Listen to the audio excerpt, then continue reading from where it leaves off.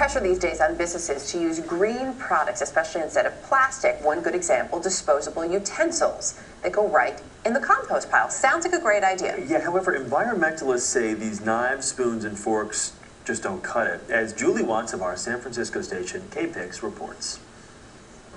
Diners at this outdoor cafe like more than the food. They also like the cutlery. I think it's great. It's actually a nicer texture.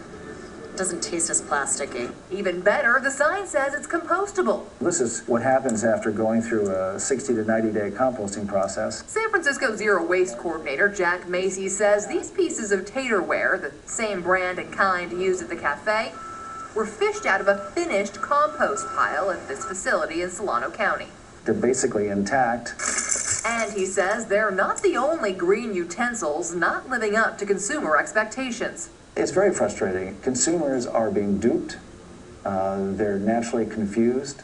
There's so much mislabeling. Macy takes issue with the word biodegradable. If it's labeled degradable or biodegradable, those words are really meaningless. That's because environmentalists say everything is biodegradable, given enough time.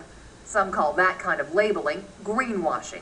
You're making your product look green when it really is not green. The consumer believes that there's an environmental benefit associated with that product. That's why they label it that way.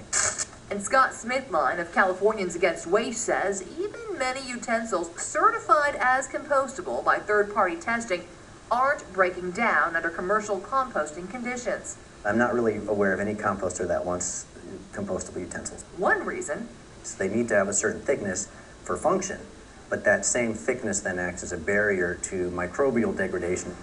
another reason, a disconnect between certification standards and reality. Utensils are certified compostable if tests show they break down within 180 days at a commercial composting operation, but the average commercial composting cycle is less than half that. A study last year in San Diego found none of the 27 certified compostable utensils put through a normal 60-day composting cycle showed any sign of degradation. So why the discrepancy? Smithline says it's about money. A composter's goal is to make good quality compost as quickly as they can. That's how they make money. Now, composters say utensils account for just about 1% of all food scrap recycling, not enough to warrant changing the system.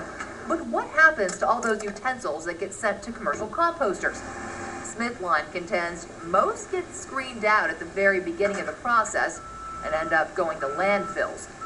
Just the fate these diners were hoping to avoid. Now, Taterware says its utensils labeled biodegradable will break down in a landfill by 30% over 3 months.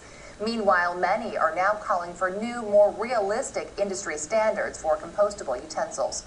Julie Watts, CBS News, San Francisco.